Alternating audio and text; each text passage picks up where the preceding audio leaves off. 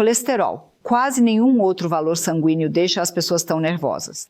A grande maioria dos médicos olha primeiro para esse valor no relatório de laboratório, ou seja, o colesterol total. E de repente surge aí a insegurança. Tá alto demais? Tomar estatinas? O que é isso? Agora preciso fazer uma dieta rigorosa? Nada de gordura? Mas e se eu te disser hoje que a maioria das coisas que você aprendeu sobre colesterol já está ultrapassada? E se o colesterol não fosse seu inimigo, mas sim um componente vital para a vida? E se os medicamentos forem o caminho errado e houver uma maneira certa de lidar com isso? É exatamente isso que você vai descobrir agora neste vídeo. Primeiro, vou te explicar o que realmente é o colesterol e por que ele foi mal compreendido durante décadas. E o que a nova ciência, por exemplo, médicos dos Estados Unidos, como o Dr. Stan Ekberg, diz sobre isso, e como você pode influenciar seus níveis de forma prática e natural. O colesterol não é uma substância problemática. O colesterol é essencial para a vida. Seu corpo produz até 80% dele sozinho, e isso acontece no seu fígado. E por quê?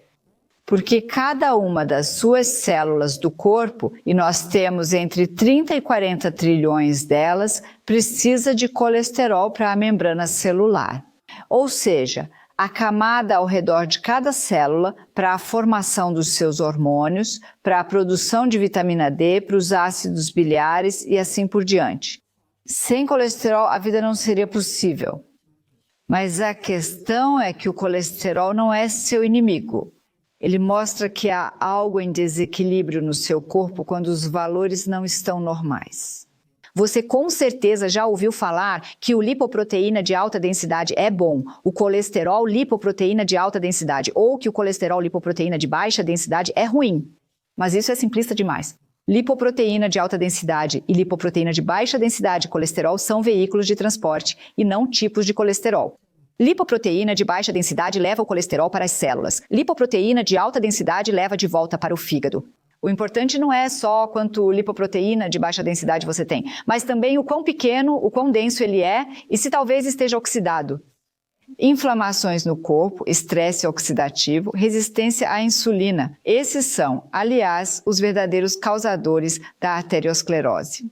E o colesterol reage a isso. Ele é o corpo de bombeiros, não o incendiário. Isso é muito importante de entender. Vamos deixar isso bem claro. O colesterol é um marcador e, como eu disse, não é o vilão.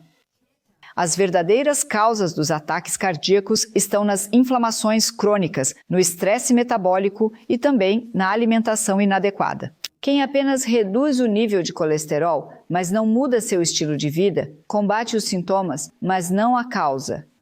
As estatinas, que são os medicamentos mais frequentemente prescritos, bloqueiam uma enzima no seu fígado e assim o colesterol diminui porque é produzido em quantidade muito menor. Mas essa enzima também é necessária para a produção da coenzima Q10. E a Q10 é essencial para a energia das suas células, especialmente no músculo do coração. Então, quem de vocês toma estatinas por causa do colesterol alto deve sempre suplementar com Q10 também.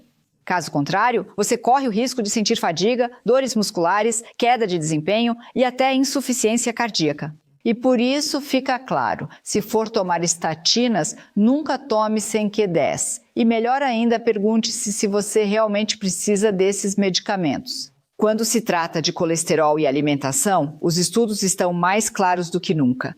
Os tempos em que ainda se discutia o papel das gorduras animais já passaram. O fato é que muito colesterol lipoproteína de baixa densidade aumenta o risco de infarto e derrame, e isso de forma causal. Isso é mostrado por meta-análises, estudos randomizados e pesquisas genéticas. Isso significa que quando o lipoproteína de baixa densidade diminui, o risco também diminui. É simples assim. E agora fica bem prático, porque o colesterol lipoproteína de baixa densidade aumenta principalmente devido a certas gorduras animais, variando de acordo com o tipo. Produtos lácteos gordurosos, como manteiga, creme de leite ou queijo, também contêm muitos ácidos graxos saturados. E o efeito, embora não seja dramático com consumo moderado, pode se tornar relevante quando você soma tudo. especialmente se o seu lipoproteína de baixa densidade já estiver em um nível limítrofe alto. E estudos mostram claramente que se você substituir a manteiga por gorduras vegetais, como azeite de oliva ou até mesmo pasta de castanhas, seu lipoproteína de baixa densidade pode diminuir cerca de 10%. E isso tudo sem medicamentos. O consumo de carnes gordurosas, principalmente processadas como embutidos, é ainda mais crítico. Aqui temos gorduras saturadas, colesterol e substâncias que promovem inflamação, como nitritos ou os chamados AGIs. E quem consome embutidos regularmente não só aumenta o lipoproteína de baixa densidade, mas também o risco de inflamações sistêmicas e até mesmo de câncer. Por isso, a Organização Mundial da Saúde classificou oficialmente a carne processada como cancerígena. Isso por si só já deveria ser um alerta. E quanto aos ovos? Eles fornecem muito colesterol, mas pouca gordura saturada. Interessante é que nem todas as pessoas reagem da mesma forma aos ovos.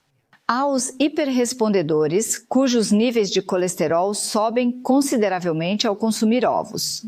Para a maioria das pessoas, porém, 2 ovos por semana, dentro de uma alimentação saudável e normal e com níveis normais de lipoproteína de baixa densidade, estão perfeitamente adequados.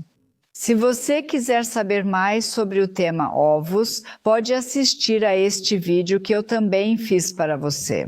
Então, mais uma vez, se o seu lipoproteína de baixa densidade já está elevado ou se você tem hipercolesterolemia familiar, ou seja, você tem colesterol alto porque realmente herdou esse fator genético, então você deve, sem dúvida, restringir o consumo de ovos. E o que você pode fazer de forma bem concreta se o seu colesterol estiver alto? Primeiro, substitua ao invés de apenas eliminar. Troque manteiga, creme de leite e queijo por abacate, azeite de oliva, pastas de castanhas, nozes, e, em vez de carne vermelha e embutidos, prefira leguminosas, tofu, tempé ou simplesmente prepare um prato saboroso com cogumelos. E quanto aos ovos, então, 1 a 2 vezes por semana, dependendo da situação. Em segundo lugar, adicione de forma direcionada aquilo que seu corpo precisa, ou seja, fibras como aveia ou casca de psyllium. Elas se ligam aos ácidos biliares e também ajudam a eliminar o excesso de colesterol. Proteínas vegetais melhoram a relação entre lipoproteína de baixa densidade e lipoproteína de alta densidade, e os ácidos graxos ômega 3, como os encontrados na linhaça, no óleo de algas e nas sementes de cânhamo, não só reduzem os triglicerídeos, mas também têm efeito anti-inflamatório adicional. Concluo que pessoas com colesterol alto devem reduzir bastante o consumo de alimentos animais gordurosos. E isso não é ideologia, e sim o que as melhores evidências disponíveis indicam atualmente. Uma alimentação baseada em vegetais, modificada em gorduras e rica em fibras é a forma mais eficaz de reduzir o risco. Tudo isso sem medicamento. E para pessoas com distúrbios genéticos, ou seja, hereditários do metabolismo das gorduras, as regras são ainda mais rigorosas. Nesses casos, a alimentação geralmente não basta, mas ainda é fundamental. E tem mais. Exercício físico reduz inflamações. Dormir bem estabiliza o seu metabolismo.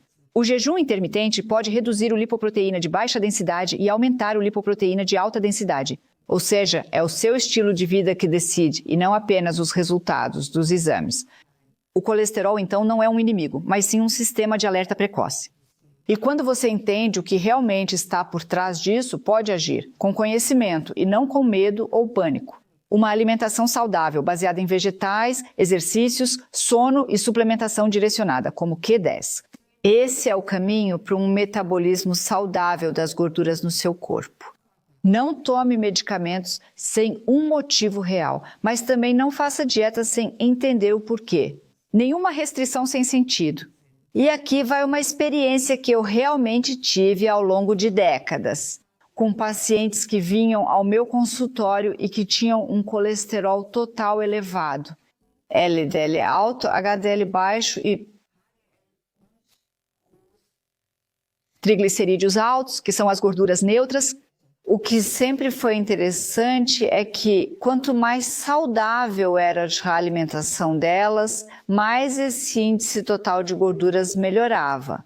quando as pessoas estavam realmente bem e saudáveis, com 90 a 95% da alimentação baseada em plantas, eu presenciei coisas que Na verdade, normalmente ninguém acreditaria, mas eu tenho isso comprovado, preto no branco. O lipoproteína de baixa densidade de colesterol estava realmente mais baixo ou igual ao lipoproteína de alta densidade, e o colesterol total geralmente ficava entre 160, 180 ou 200.